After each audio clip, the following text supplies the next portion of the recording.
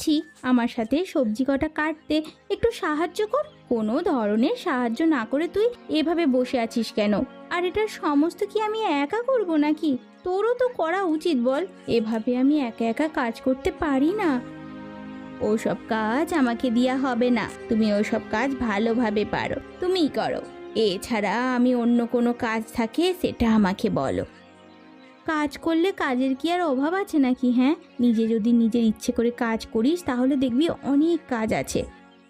সব কাজ আমাকে দিয়ে করানো সম্ভব হবে না। সবজি কাটার কাজ তো আমি পারবই না।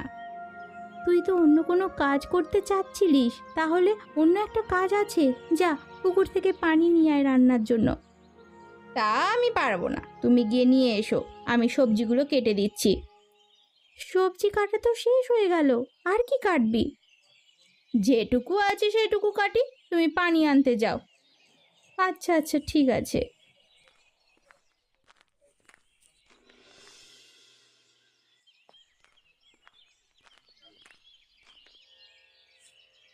কি রে সুখী, তুই এখানে একা একা কাজ করছিস কেন বসে?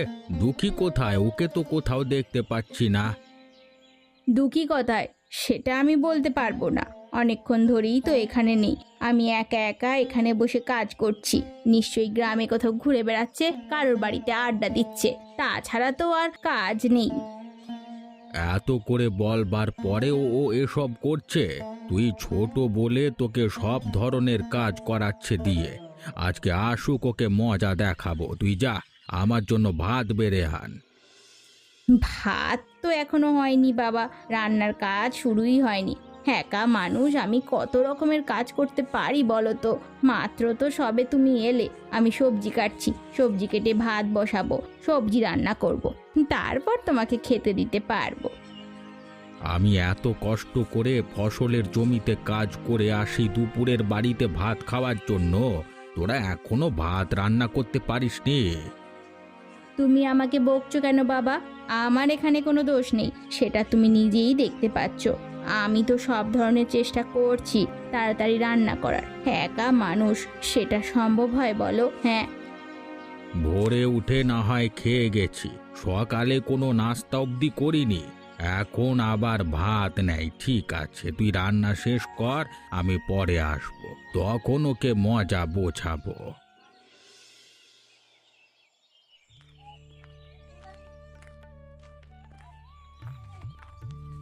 কিরে সুখী, হঠাৎ করে কি মনে করে আমার বাড়িতে এলি যে? হ্যাঁ, তো আবার এই ভর দুপুরবেলায়? তোমার সাথে আমার কিছু গুরুত্বপূর্ণ কথা আছে, সেই জন্যই আমি এখানে আসলাম। তা তুমি তো দেখছি ভাত খাচ্ছ, পরে আসবো নাকি? আরে না না, আমি তো কাজ করে এসেছি মাঠ থেকে, ভাত খেয়ে আবার কাজে চলে যাব, সন্ধে ফিরবো। সব সময় কাজ হয় না, যে কদিন কাজ হয় ভালোভাবে করতে হয়। সংসারে এমনিতেই টাকা পয়সার ঝামেলা চলছে, কিভাবে কি করব কিছুই বুঝতে পারছি না। তুই যেটা বলতে এসেছিস এখনই বল, পরে আবার আমার শুনতে যাওয়ার সময় হবে না। আমি চাইলেই তোমার টাকা পয়সার সমস্যা ঘুচিয়ে দিতে পারি, আমার একটা কাজ করে দিতে হবে। আমি টাকার জন্য সকল ধরনের কাজ করতে রাজি আছি, কি করতে হবে শুধু সেটা বল। তেমন কোনো বড় কাজ নয়, বাবার কাছে তুমি শুধু আমাকে নিয়ে একটু সুনাম করবে, সেই সাথে আমি একটা দোকান দিতে চাচ্ছি, বাবাকে তুমি সেটা বলবে। এটা আবার তেমন কি কাজ? আমি বলে দিলে তোদের দোকান তুলে দেবে। তোর বাবা তো এমনিতেই অনেক কষ্ট করে, যদি একটা দোকান তুলতে পারিস, দুই বোন মিলে সেখানে কাজ করবি, তোর বাবার অনেক ভালো হবে। জন্য আবার টাকা দিতে চাচ্ছিস কেন রে? হ্যাঁ, তুমি আমার কথা এখনো বুঝতে পারোনি, দুঃখীর জন্য কোনো দোকান নয়, দুঃখীর নামে তুমি আরো বদনাম করবে, আমার নামে সুনাম করবে। আমার একার জন্যই দোকান দিতে হবে। তোমার যা পয়সা লাগে আমি দিয়ে দেব, সমস্যা নেই। আচ্ছা ঠিক আছে, যেহেতু পয়সা দিবি আমি কাজ করে দেবো, তুই এখন যা।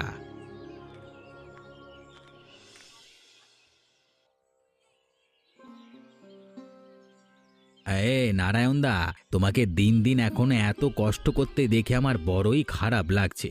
তোমার তো বয়স হয়েছে, দুটো মেয়ে হয়েছে, তাদেরকেও তো বিয়ে দিতে হবে। এখনো যদি তুমি এত কষ্ট করে কাজ করো, মেয়েদের জন্য ভালো প্রস্তাবও আসবে না। কাজ কাম শেষ করে অন্য কিছু একটা করবার চেষ্টা করতে পারো তো।